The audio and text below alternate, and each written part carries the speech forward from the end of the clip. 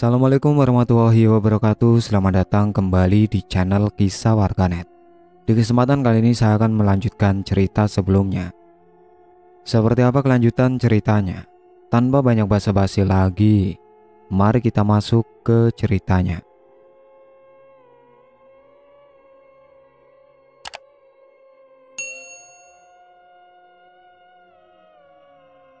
Dua hari setelah kejadian itu, Karsini memberanikan diri menghubungi keluarga Jumadi. Dengan suara datar ia menyampaikan satu kalimat pendek. Pertunangan ini saya batalkan. Bu Wigati menemani di sebelahnya.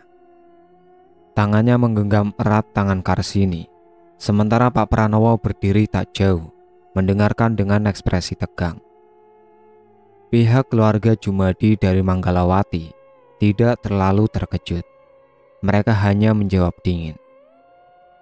Kalau itu keputusan kalian, ya sudah. Tapi saat Pak Pranowo bilang akan segera mengembalikan uang seserahan sebesar 50 juta, jawaban dari seberang telepon membuat ruangan jadi hening. Uangnya nggak usah dikembalikan. Anggap saja itu bayar dosa anak kami. Lalu telepon ditutup sepihak. Tidak ada salam, tidak ada penutup. Karsini menunduk, wajahnya pucat. Malam harinya hujan turun deras di Giri Mulya. Langit gelap, angin kencang, petir sesekali menyambar. Tapi Pak Pranowo tetap keluar rumah. Katanya ingin mengambil beras dari gudang seberang kebun bambu. Gudang itu memang masih bagian dari lahan keluarga, tapi harus ditempuh naik motor, sekitar 5 menit dari rumah. Aku sempat menahan beliau, tapi Pak Pranowo bilang, cepat kok, gak sampai 10 menit. Dengan jas hujan seadanya dan helm ia pergi menerobos hujan. 1 jam berlalu, Pak Pranowo belum juga kembali. Bu Wigati mulai cemas. Karsini masih di kamar, diam dan tidak mau bicara. Aku putuskan untuk menyusul, tapi saat aku baru mengenakan jaket suara motor terdengar di depan rumah. Pak Pranowo kembali, tapi bukan dalam keadaan baik. Motor yang ia kendarai lecet parah, tangannya tergores, bajunya basah kuyup, dan robek di bagian lengannya. Yang membuat kami semua kaget wajahnya pucat, dan tatapannya kosong. Aku bantu menuntunnya untuk masuk. Pak, kenapa? Dia tidak langsung jawab, tapi setelah duduk beberapa menit dan minum air hangat, dia mulai bicara. Saat aku melintas di jalan dekat kebun bambu, ada seseorang berdiri di tengah jalan. Kami semua diam. Aku pikir orang, tapi dia gak bergerak. Badannya kaku, mukanya gak kelihatan. Aku menatap Bu Wigati, dia menggigit bibir bawahnya. Waktu aku coba pelankan motor, tiba-tiba dia jalan. Tapi kakinya gak napak. Dia melayang dan matanya merah. Pak Pranowo menunduk, tangannya gemetar. Aku coba banting stang ke kiri, tapi jalan licin. Aku jatuh. Sejak malam itu Pak Pranowo mulai berubah, tubuhnya lemas, nafasnya pendek. Kalau malam dia mengigau, kadang memanggil nama yang tidak kami kenali. Kadang hanya berteriak pelan, seperti orang dicekik. Bu Wigati mulai sering menangis diam-diam. Karsini tidak banyak bereaksi. Dia hanya duduk di ruang tamu, menatap hujan di luar tanpa suara. Aku tahu sesuatu sedang mendekat, tapi bukan dalam bentuk nyata, bukan dalam wujud orang, tapi dalam bentuk balasan goib yang tidak bisa ditolak oleh siapapun. Dan kemungkinan besar semua ini berasal dari Manggalawati. Seminggu setelah pembatalan pertunangan, rumah kami tidak lagi seperti rumah. Malam selalu dingin walau tidak hujan. Lampu sering berkedip sendiri. Ayam-ayam peliharaan Pak Pranowo mati satu persatu. Dan anehnya, semua mati dengan keadaan yang mengenaskan. Karsini makin parah. Pernah aku masuk ke kamarnya pagi-pagi untuk antar teh. Dia berdiri di pojokan, mukanya menghadap tembok, tangannya menempel ke dinding. Dia tidak pakai baju, tapi punggungnya ada goresan merah panjang, seperti luka lebam. Saat kutanya, dia cuma bilang, "Aku mimpi jatuh semalam." Tapi aku tahu itu bukan mimpi. Suatu malam sekitar pukul 2 dini hari aku terbangun karena suara langkah di luar kamarku. Pelan tapi jelas, langkah kaki tanpa alas. Lalu terdengar suara bisikan, sangat pelan, tapi aku bisa dengar. Bukan salahku, tapi dia tetap dihukum. Aku langsung berdiri dan buka pintu. Tidak ada siapa-siapa. Tapi saat aku menoleh ke arah tangga dapur, Karsini berdiri di sana. Rambutnya basah, matanya merah, dan dia menatapku tanpa ekspresi. "Aku cuma mau keluar sebentar," katanya pelan. "Keluar ngapain, Sin? Ini udah tengah malam." Dia manggil. Aku tarik lengannya, tapi dia diam, tidak memberontak. Aku tuntun dia kembali ke kamar. Sepanjang jalan, dia cuma berkata berulang kali, "Aku gak minta putus." Tapi mereka tetap marah. Keesokan paginya, tanah di depan rumah retak kecil, persis di bawah jendela kamar Karsini. Bentuknya seperti bekas tancapan, seperti baru saja ditancapkan benda runcing panjang, tapi tidak ada jejak kaki, tidak ada jejak alat. Bu Wigati bilang mungkin tanah mengembang karena air, tapi aku yakin itu bukan air. Setelah malam itu, Karsini berubah total. Ia tidak lagi seperti orang yang hanya patah hati. Perubahannya bukan emosional, tapi seperti kesadarannya diganti. Ia duduk lebih sering di pojokan ruang tamu, menghadap jendela yang mengarah kebun bambu. Matanya kosong, tangannya diam, tapi mulutnya sering bergerak pelan, seperti sedang bicara dengan seseorang. Kadang dia menyebut nama Jumadi sambil berbisik. Kadang tertawa pelan sendiri, kadang marah dan memukul dinding tanpa sebab. Aku sempat berpikir ini cuma trauma, tapi semua mulai jelas bukan trauma saat Karsini mulai mengamuk jika dilarang. Suatu siang, Bu Wigati menyuruhnya makan. "Sin, ayo makan dulu, jangan cuma duduk." Karsini diam, tapi 2 menit kemudian dia berdiri mendekati ibunya dan menampar pipi kiri Bu Wigati tanpa bicara sepatah kata pun. Tamparan itu keras, membuat wajah Bu Wigati memerah. Aku melihatnya langsung. Aku berdiri, refleks ingin mendekat, tapi Pak Pranowo menghentikanku. "Jangan, Em, biar aku saja." Tapi bahkan Pak Pranowo hanya bisa memanggil Karsini dengan suara pelan. "Sin, kenapa kamu jadi begini?" Karsini tidak menjawab. Dia kembali duduk di kursi rotan, diam, menunduk, seolah tidak terjadi apa-apa. Malam harinya Karsini bicara sendiri di kamar. Aku mendengarnya dari luar. "Mas, aku udah nurut. Aku udah bilang jangan ganggu keluarga." Lalu terdiam. Lalu tangis pelan terdengar, disusul bunyi lemparan benda pecah. Aku dan Bu Wigati langsung masuk. Piring hancur berserakan di lantai. Karsini duduk di sudut ruangan, mencakar wajahnya sendiri. Kuku-kukunya memanjang, wajahnya berdarah, tapi matanya tetap kosong, tidak ada rasa sakit. Aku pegang tangannya, dia merontah, lalu menangis histeris sambil berteriak, "Jangan ambil aku, jangan ambil aku, jangan ambil aku." Setelah itu Bu Wigati mulai mengunci pintu kamar Karsini dari luar. Kami tidak lagi membiarkan tidur tanpa pengawasan. Tiap malam aku gantian berjaga dengan ibunya. Kalau tidak dijaga dia bisa kabur tengah malam. 2 kali kami mendapati dia berdiri di belakang rumah, tanpa alas kaki, hanya memakai baju tipis. Saat ditanya, jawabannya selalu sama. Dia manggil. Dari situ, Pak Pranowo yang masih lemah pasca kecelakaan tidak bisa banyak berbuat. Tapi sempat satu malam beliau masuk ke kamar Karsini, duduk di pinggir ranjang, dan bicara pelan. "Sin, kamu anak bapak satu-satunya. Kalau kamu kenapa-kenapa, bapak nggak tahu harus gimana." Karsini saat itu tidak menjawab. Tapi 1 jam setelah Pak Pranowo keluar kamar, suara ledakan terdengar dari dalam. 1 gelas kaca yang disimpan di rak meledak sendiri, tanpa disentuh siapa-siapa. Aku sempat bertanya ke tetua dusun, "Apakah pernah ada kejadian seperti ini sebelumnya, Bu?"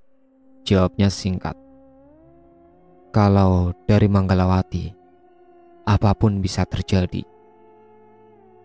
Rumah ini tidak lagi normal. Suara langkah malam hari makin sering terdengar. Lampu di ruang tengah mati menyala tanpa sebab. Air keran kadang mengalir sendiri, lalu berubah warna seperti air teh. Ayam-ayam peliharaan yang tersisa jadi takut mendekat ke dapur. Dan bau dupa terbakar sering muncul dari arah belakang rumah, padahal tidak ada yang membakar apa-apa. Yang paling parah adalah Karsini. Dalam seminggu, berat badannya turun drastis. Wajahnya tirus, matanya merah, suaranya berubah, lebih berat dan datar. Kadang saat tidur dia bicara dengan bahasa yang kami tidak mengerti. Dia masih di sini. Jangan ambil dulu. Yang tua itu, biarkan dia yang ganti. Kami tidak tahu apa maksudnya, tapi kami semua merasa ada yang sedang menunggu sesuatu terjadi di rumah ini. Dan kami semua tahu itu bukan manusia. Pak Pranowo akhirnya memanggil orang pintar dari dusun sebelah. Namanya Mbah Mugi. Lelaki tua yang dikenal bisa menangani gangguan halus. Saat Mbah Mugi datang, dia tidak langsung masuk rumah. Dia berdiri di teras selama 5 menit, lalu berkata, "Yang kamu ajak masuk dulu tidak mau keluar. Dia sudah betah." Bu Wigati menangis. Mbah Mugi lalu masuk ke kamar Karsini. Kami tidak ikut masuk. 30 menit di dalam tidak ada suara. Tapi saat pintu dibuka, Mbah Mugi keluar dengan wajah pucat. Ini bukan kiriman biasa. Ini kiriman yang dipelihara, punya hubungan darah dengan yang mengirim. Pak Pranowo menunduk. Apakah bisa disembuhkan, Mbah? Jawabannya singkat. Kalau anakmu masih punya keinginan untuk sembuh, bisa. Lalu Mbah Mugi melirik ke kamar. Tapi kalau dia sudah terikat, kita tinggal menunggu waktunya. Aku masuk ke kamar malam itu. Karsini tidak tidur. Dia duduk di kasurnya menatap jendela. Aku duduk di sampingnya. Sin, kamu masih ingat aku kan? Dia tidak jawab. Tapi pelan-pelan dia menoleh. Matanya berkaca-kaca. Bibirnya bergetar. Lalu satu kalimat keluar dari mulutnya. Aku gak kuat. Tapi dia gak mau lepasin aku. Aku pegang tangannya. Dan saat itu untuk pertama kalinya, tangannya dingin seperti es. Hari-hari setelah itu semakin berat. Karsini benar-benar tidak mau makan lagi. Nasi ditolak, sayur tidak disentuh. Bu Wigati sampai mencoba menyuapi seperti anak kecil. Tapi setiap sendok mendekat, Karsini menggeleng. Kadang memukul tangan ibunya.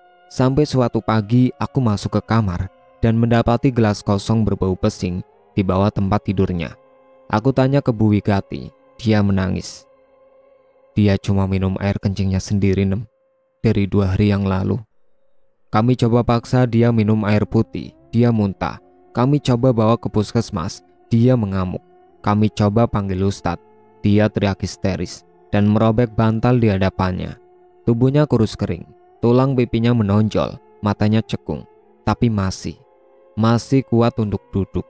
Masih kuat menatap kami satu persatu tanpa rasa takut. Itu bukan Karsini, tapi ada sosok di dalamnya yang mengendalikan tubuhnya. Puncaknya terjadi malam Jumat. Langit gelap sejak sore. Hujan turun perlahan, tanpa angin. Suasana seperti terjebak di antara 2 waktu. Pukul 2 malam Bu Wigati mengetuk kamarku. Nemenin ibu ya. Kamar Karsini kedengaran suara aneh lagi. Aku langsung ikut. Kami berdiri di depan pintu kamar Karsini. Tidak kami buka dulu. Dari balik pintu, terdengar suara kepala mengentak lantai secara berirama. Lalu ada suara gumaman pelan. Kalimat pendek yang diulang terus-menerus, seperti zikir, tapi nadanya ganjil. Jumadi, Jumadi, Jumadi. Aku pelan-pelan buka pintu itu. Karsini duduk di tengah kamar, bersila di lantai, rambutnya terurai menutupi wajah. Kepalanya bergoyang ke kanan dan ke kiri, seperti orang yang sedang tahlil. Tangannya menyilang di paha, kuku-kukunya menekan kulitnya sendiri sampai merah. Aku panggil, Sin. Dia tidak menjawab, tapi tiba-tiba Jumadi! Suaranya meledak, teriakannya keras, seperti suara pria. Gema teriakan itu mengguncang udara. Bu Wigati langsung jatuh terduduk. Jumadi, di mana kamu? Karsini berdiri perlahan, tapi tidak pakai tangan untuk menopang tubuhnya. Dia bangkit seperti ditarik dari atas. Wajahnya menengadah, mulutnya menganga, matanya terbuka lebar, tapi bola matanya hanya putih. Aku tarik Bu Wigati ke belakang, kami mundur keluar kamar. Karsini melangkah ke arah kami, tapi kakinya tidak menyentuh lantai, seperti digerakkan tali. Pak Pranowo yang mendengar teriakan itu ikut datang. Ia berdiri di depan pintu. Karsini berhenti melangkah, lalu menatap ayahnya. Matanya kembali hitam, tapi mulutnya tersenyum lebar. Suaranya berubah. Tinggal kamu yang belum bayar. Lalu Karsini jatuh ke lantai. Tubuhnya kejang, air liur keluar dari mulutnya. Kami semua panik. Bu Wigati menangis. Aku langsung lari mengambil air putih dan baca apapun yang aku hafal. Tapi Karsini tidak sadar sampai subuh. Jam 5 pagi tubuh Karsini berhenti kejang, tapi tetap tidak sadarkan diri. Bu Wigati membersihkan tubuhnya pelan-pelan. Tangannya mengusap dahi Karsini sambil bergetar. Air matanya terus jatuh. Pak Pranowo hanya bisa duduk di ruang tamu, menatap jendela, membisu. Pagi itu aku keluar rumah sebentar, ingin mencari udara. Tapi saat melewati dapur, aku melihat piring yang tadi malam dilempar Karsini utuh kembali. Padahal aku sendiri yang menyapu pecahannya semalam. Aku periksa piringnya sama, motifnya sama, tidak ada retak. Dan saat aku balikan piring itu, ada bercak tanah merah lengket di bagian bawahnya. Aku tidak bilang ke siapa-siapa soal itu. Tapi sejak malam itu aku tahu, Karsini tidak lagi sendirian di dalam tubuhnya, dan tubuh itu sekarang bukan miliknya sepenuhnya. Ada yang menumpang, ada yang menunggu, ada yang tidak akan pergi, kecuali sesuatu dibayar dengan nyawa. Hari ketiga Karsini sadar, tapi bukan sadar yang normal. Dia duduk sendirian, menatap dinding, mulutnya bergumam. Kalau aku ikut, keluarga ini aman. Kalau aku pergi, kalian bisa tidur tenang lagi. Aku duduk di dekatnya. Sin, kamu bicara sama siapa? Dia menoleh, tersenyum, dan menjawab. Dia di pojok kamar. Tapi kamu gak bisa lihat. Dan aku percaya, karena saat aku lihat ke arah yang dia tunjuk, bulu kuduku berdiri, udara jadi berat, dan dari ujung mata aku seperti melihat bayangan gelap, berdiri diam. Sejak itu, Karsini tidak lagi tidur di malam hari. Dia duduk bersila, diam, atau bicara sendiri, kadang tertawa kecil, kadang menangis, kadang memanggil nama Jumadi dengan suara yang seperti bukan miliknya. Dan tiap pagi kami menemukan air seni di gelasnya. Itu saja yang dia minum.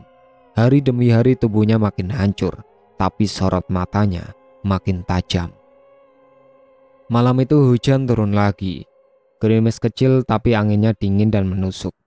Pintu kamar Karsini tetap dikunci dari luar, seperti malam-malam sebelumnya. Bu Wigati tidak tidur. Sejak maghrib dia duduk di ruang tengah sambil membawa sajadah, tapi tidak lagi sanggup sholat. Wajahnya pucat, tangannya gemetar. Pak Pranowo sudah lebih dulu tidur karena tubuhnya lemah. Aku sendiri duduk tak jauh dari dapur sambil berjaga. Sekitar jam 2 malam kami mendengar bunyi kursi digeser dari dalam kamar Karsini. Lalu suara langkah kaki. Kemudian suara bisikan samar, pelan, tapi makin lama makin jelas. Sudah waktunya. Satu lagi. Cukup satu. Bu Wigati berdiri. Tanpa pikir panjang ia buka kunci kamar dan masuk. Aku ikut menyusul di belakang. Karsini berdiri di tengah ruangan, rambutnya basah, tubuhnya penuh goresan, dan matanya merah. Bukan seperti orang sakit, tapi seperti mata yang tidak punya batas antara marah dan kehilangan. Sin, kamu belum tidur? Tanya Bu Wigati pelan. Karsini tidak menjawab, tapi tiba-tiba dia berjalan cepat ke arah ibunya, langsung mencekik leher Bu Wigati. Tangannya kuat, jarinya masuk ke kulit. Biar aku yang pergi, biar aku yang diseret. Tapi dia bilang, harus kamu dulu. Aku kaget, tapi tidak sempat berpikir. Aku lari ke ruang tamu ambil tongkat kayu tua yang biasa dipakai untuk mengganjal pintu. Aku kembali dan melihat Bu Wigati sudah jatuh terduduk, masih dicekik. Karsini tidak seperti manusia, tubuhnya kurus, tapi kekuatannya seperti dua orang laki-laki dewasa. Aku angkat tongkat tanpa ragu, aku ayunkan tepat ke kepala Karsini. Karsini jatuh ke lantai, tubuhnya kaku, matanya terpejam. Bu Wigati terbatuk, mukanya merah, lehernya memar, tapi dia masih hidup. Aku peluk beliau erat-erat. Bu, ibu gak apa-apa kan? Beliau hanya mengangguk pelan, masih sesenggukan.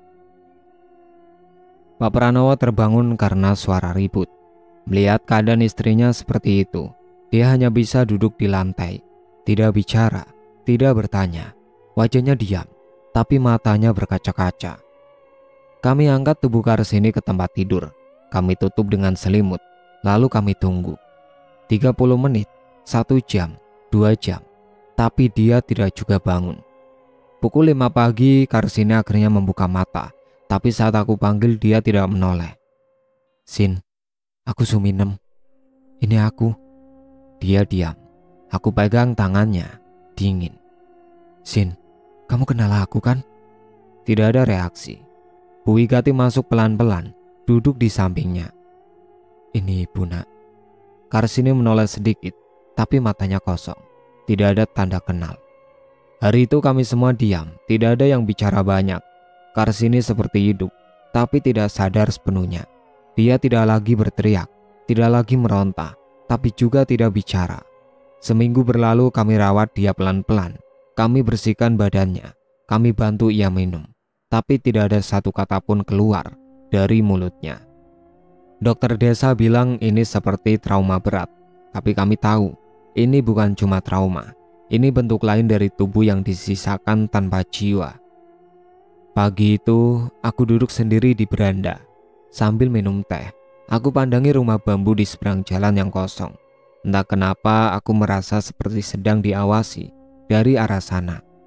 Angin berembus pelan. Daun kering jatuh satu persatu. Dan dari dalam rumah aku dengar suara sendok jatuh. Aku masuk.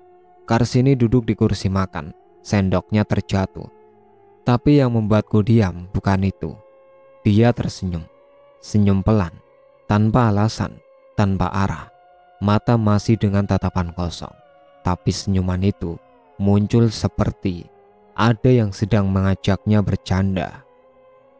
Aku dekati pelan-pelan. Sin, kamu mau makan? Dia diam. Aku suapi satu sendok, dia buka mulut. Makanan masuk. Tidak ditolak. Tapi setelah itu dia meludah, lalu menunjuk gelas di depannya. Aku buka gelas itu, isinya bukan air putih, air kencing. Dan dia mengambilnya, lalu minum perlahan. Aku tahan tangis, aku tidak kuat. Tapi aku tahu, menangis tidak menyelesaikan apa-apa. Yang kami butuhkan bukan kesedihan, tapi cara untuk mengembalikan kembali jiwa Karsini yang direnggut pelan-pelan. Karena saat seseorang bukan lagi dirinya dan tidak kenal siapapun, yang tersisa hanyalah tubuh, dan tubuh yang sudah kosong bisa diisi oleh siapa saja. Hari itu hari ke-40 sejak Karsini memutuskan pertunangannya dengan Jumadi. 40 hari penuh kejadian yang tidak bisa dijelaskan. Sejak malam pertama setelah putus, rumah ini tidak pernah benar-benar tenang. Lampu yang mati sendiri, kursi yang bergeser tanpa disentuh, bau anyir dari sudut kamar, dan tentu saja perubahan Karsini yang makin hari makin memburuk. Tapi malam ke-40, semuanya memuncak. Sore harinya hujan turun deras, langit gelap, suara kodok bersautan dari belakang rumah. Bu Wigati memasak bubur untuk Karsini, tapi seperti biasa, tidak disentuh. Aku duduk di ruang tengah sambil mencatat di buku kecil. Sudah berhari-hari aku catat semua kejadian aneh. Tidak untuk mencari solusi, tapi agar aku tahu kalau ini bukan mimpi. Menjelang Isya, Karsini masih duduk diam di pojok kamar. Kakinya bersila, badannya tegak, matanya terbuka menatap lurus ke tembok. Kami tidak mengganggunya. Pak Pranowo juga cuma bisa melihat dari jauh. Tepat jam 2 malam suara pertama keluar, yaitu raungan, pelan, memanjang, seperti orang kesakitan. Aku bangun dari tempat tidur. Bu Wigati juga langsung menuju pintu kamar Karsini. Kami berdiri di luar, tak berani masuk dulu. Raungan itu makin keras, makin tinggi, lalu terdengar teriakan histeris. Ah! Aku buka pintu. Karsini menggeliat di lantai. Kepalanya menengadah, lidahnya menjulur, tangan dan kakinya mengejang. Dari mulutnya keluar lendir putih kental, seperti busa siput. Bu Wigati langsung berteriak memanggil Pak Pranowo. Aku dekati Karsini, pegang baunya, tapi tubuhnya panas luar biasa. Nafasnya cepat, matanya terbuka lebar, menatap ke atas tanpa kedip. 3 jam kami berjaga, tidak bisa memanggil siapa-siapa. Semua orang sudah tidur, hujan deras masih turun, dan tidak ada kendaraan yang bisa keluar jam segitu. Pukul 4 dini hari raungan itu makin parah. Lidah Karsini menjulur sampai ke dagu. Tangan kanannya terangkat sendiri, lalu mengarah ke langit-langit rumah. Matanya tidak berkedip, mulutnya terbuka. Dari dalam terdengar suara aneh, bukan bahasa manusia. Pukul 5 subuh semua berhenti, tubuh Karsini diam, nafasnya tidak terdengar. Tangan kirinya membatu di atas dada. Tangan kanannya masih menunjuk ke atas. Kami tunggu 1 menit, 2 menit. Tidak ada gerakan, tidak ada suara. Aku pegang lehernya, tidak ada denyut. Bu Wigati langsung roboh di lantai. Pak Pranowo duduk sambil menutup wajahnya dengan kedua tangan. Aku lihat sekali lagi wajah Karsini. Matanya masih terbuka, menatap lurus ke plafon rumah, bibirnya membiru. Dari sela giginya lendir masih menetes, dan dadanya sudah tidak bergerak. Kami tidak langsung menangis karena kami tahu ini bukan kematian biasa. Ini seperti jiwanya dicabut paksa, dan tubuhnya hanya ditinggalkan sebagai bukti bahwa dia pernah ada. Pagi itu, warga mulai berdatangan setelah mendengar kabar. Tetangga dekat bantu mengurus jenazah, tapi banyak dari mereka tidak berani mendekat. Katanya wajah Karsini tidak seperti orang mati biasa. Seorang ibu-ibu sampai berkata, matanya kayak ngeliatin kita satu-satu. Prosesi pemakaman berlangsung cepat. Hanya keluarga dekat dan beberapa orang yang ikut ke pemakaman. Saat jenazah Karsini dimasukkan ke liang lahat, tangan Pak Pranowo gemetar. Dia tidak sanggup menutup wajah anaknya dengan kain kafan. Aku yang menggantikan. Dengan pelan aku turunkan kain ke wajah Karsini. Dan untuk sesaat, matanya bergerak sangat pelan, seperti masih ingin melihat atau menatap sesuatu yang belum selesai. Tapi aku tutup juga, karena aku tahu kalau ditunda, mungkin aku tidak akan berani melakukannya. Selesai pemakaman, semua orang kembali ke rumah masing-masing. Rumah Pranowo sepi. Bau dupa masih terasa dari kamar Karsini. Bantal, kasur, dan dinding penuh bercak hitam. Entah dari mana asalnya. Malam itu kami bertiga duduk di ruang tengah tanpa suara. Tidak ada yang bicara. Sampai Pak Pranowo akhirnya berkata, semua ini karena aku izinkan dia cinta sama orang yang salah. Bu Wigati menangis lagi. Kali ini bukan karena kehilangan, tapi karena tidak bisa menyelamatkan anaknya sendiri. Sejak hari itu rumah kami tidak pernah benar-benar pulih.